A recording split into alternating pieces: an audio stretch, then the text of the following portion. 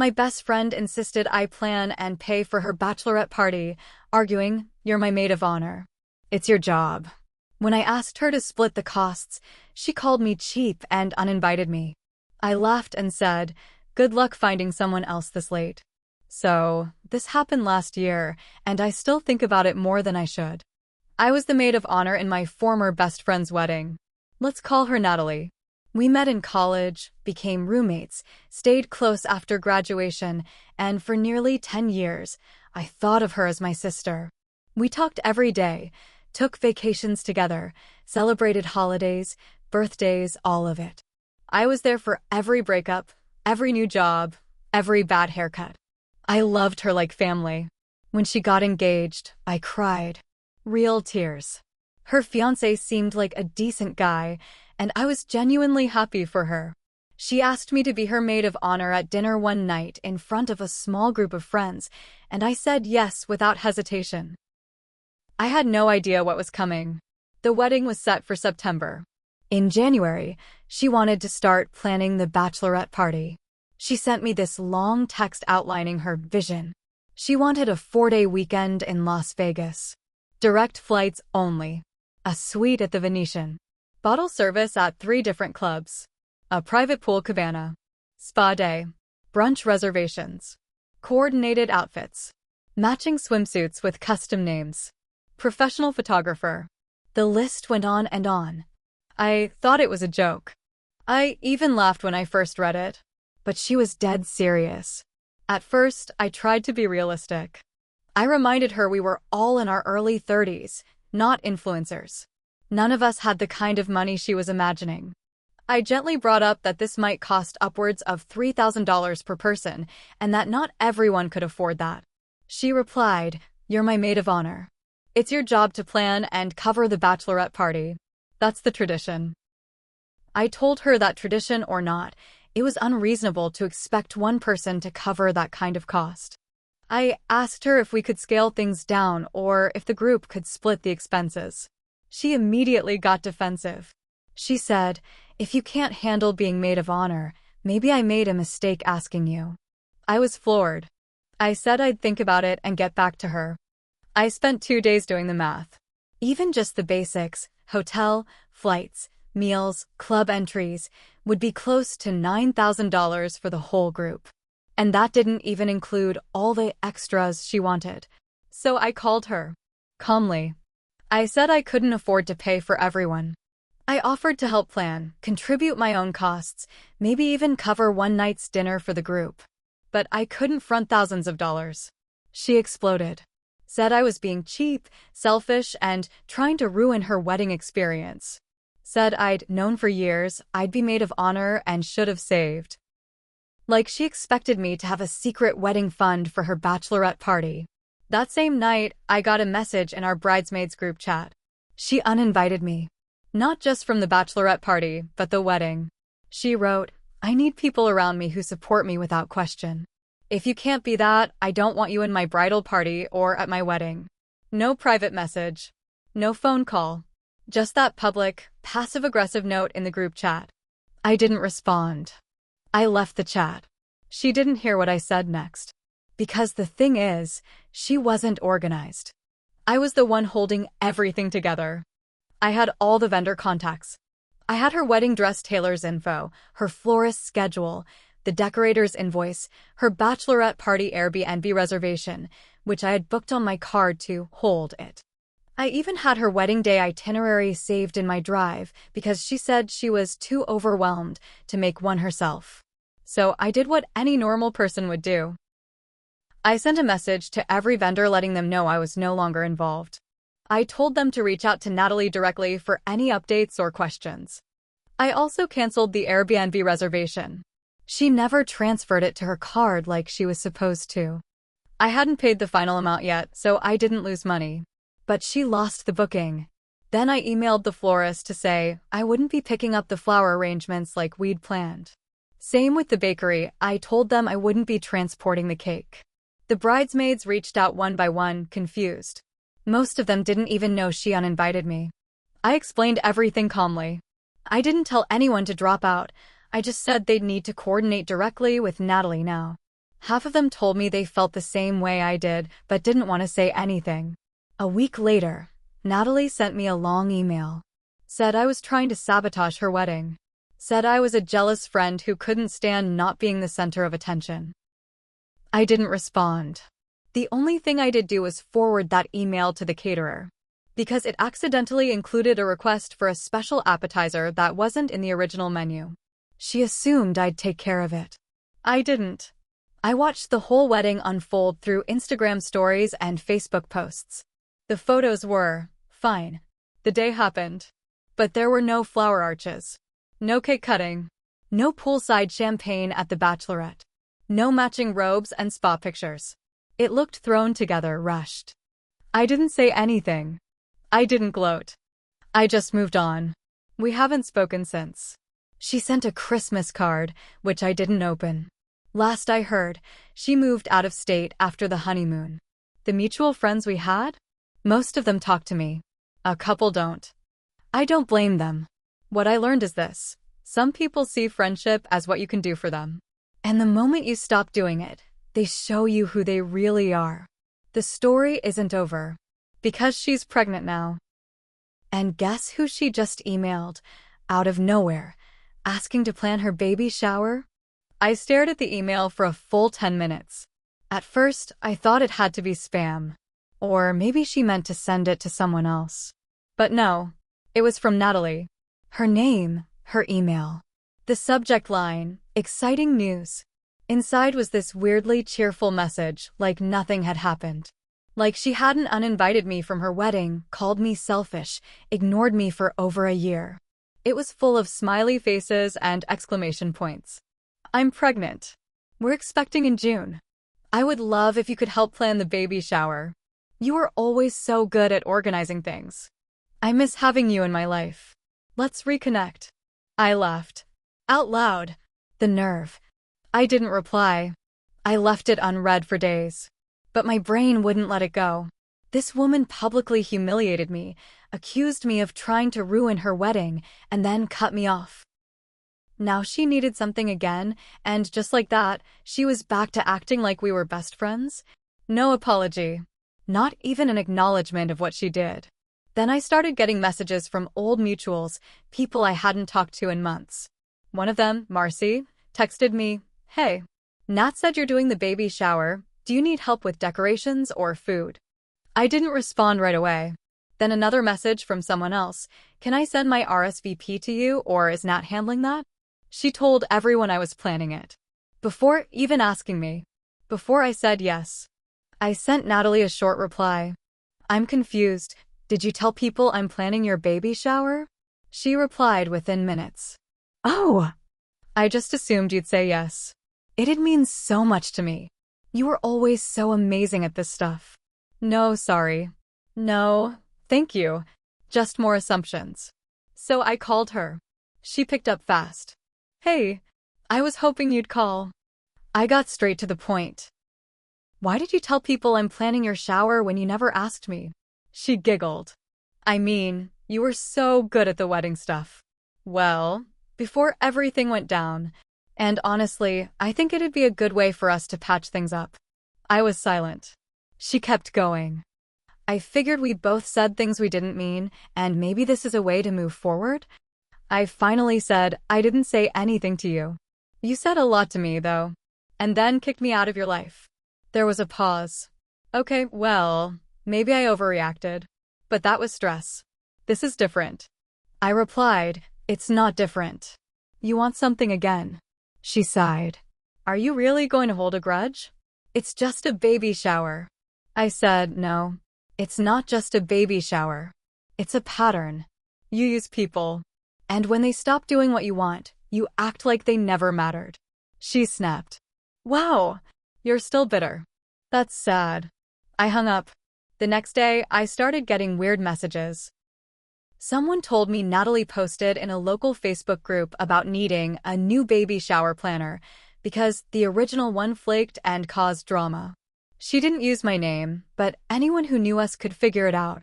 Then came the twist. Marcy messaged me again, this time with a screenshot. Turns out Natalie had been lying about a bunch of stuff. She told people I offered to plan the baby shower, that we'd made up months ago and were closer than ever.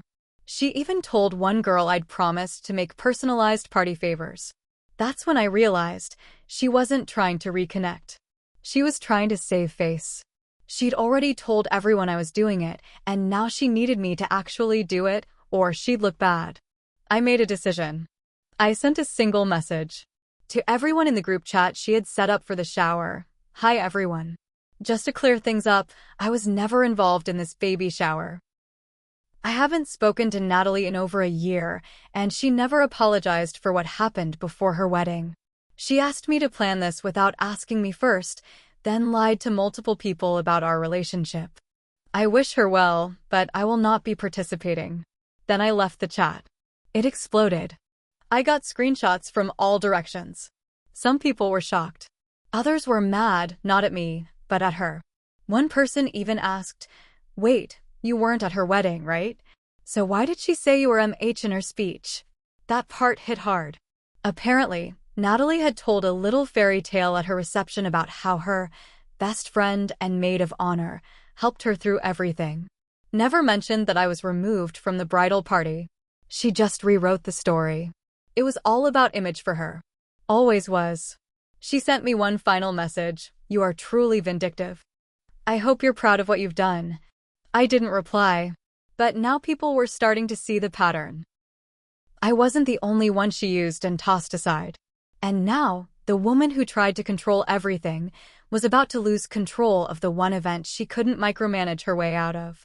I haven't even told you what happened when her mother called me, because that was a whole different kind of awkward. Natalie's mom calling me was something I didn't expect. It was a Sunday afternoon, and I was just finishing laundry when my phone rang. I didn't recognize the number, but I picked up anyway. "Hello? Hi, is this Rachel?" The voice was polite but tired. I recognized it after a second.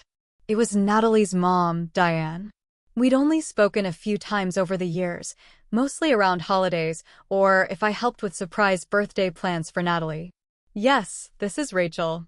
She sighed. "I'm really sorry to call like this. I know things between you and Natalie haven't been great." I said nothing. I just let her talk. "I just found out what happened with the baby shower. She told me you agreed to help. But then I heard from someone else that wasn't true." I stayed quiet for a moment, then said, "I didn't agree to anything." She never asked. She just announced it. There was a long pause. Then she said something that surprised me. "I believe you." I didn't expect that. She went on. "Natalie's been difficult, especially since the wedding. I've tried to talk to her about how she treats people, but she doesn't take it well. Honestly, I didn't even know she cut you out before the wedding until months later. She told me you were traveling." Traveling? That was new. She told her own mother I was out of the country? "She's trying to control everything again," Diane said. "And this baby shower is turning into a mess. She's overwhelmed, and instead of asking for help properly, she's just expecting people to do what she wants." I told her I understood, but I couldn't fix it. Not this time. I wasn't angry anymore, just done. "I get it," she said. "I just wanted to hear it from you. And say I'm sorry for how she treated you. You were a good friend to her for years." It was the first apology I'd gotten from anyone connected to Natalie. And it wasn't even from her. I thanked her, and we hung up. I thought that was the end of it. But then another twist. A week later, I got an email from a girl I barely knew. Julia. She had been one of the new friends Natalie made after getting engaged, the ones she always claimed were so much more fun and supportive than the old crew. I only met Julia once during a bridal fitting, and we barely spoke. She wrote, "Hi Rachel, I hope this isn't too forward. I just wanted to reach out because I've been trying to help Natalie with the baby shower planning since she's struggling a bit. She's been very emotional, and honestly, things are kind of chaotic. I know there's history, but I was wondering if you'd consider sitting down with her to talk it out. She keeps saying she misses you, but she's too proud to say it directly." I laughed at my screen. Proud.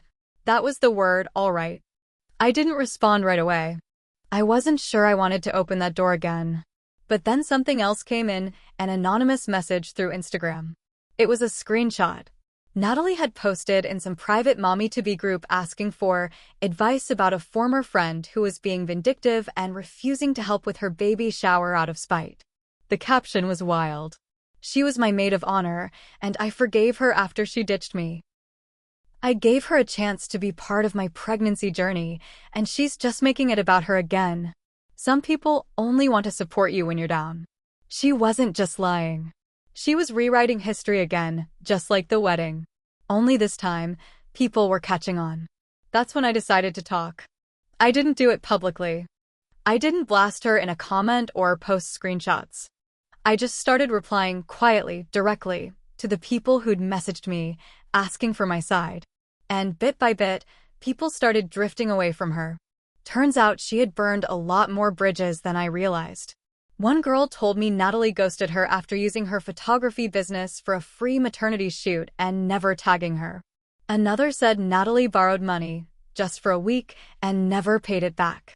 One of the bridesmaids who had stuck by her told me she finally blocked her after she screamed at her in a Starbucks for buying the wrong color napkins for the baby shower. It was unraveling. Natalie kept messaging me every few days. Sometimes she was sweet, asking if we could talk. Sometimes she was vicious, accusing me of turning people against her. She didn't know people were walking away on their own. The final twist, so far, came 2 weeks ago.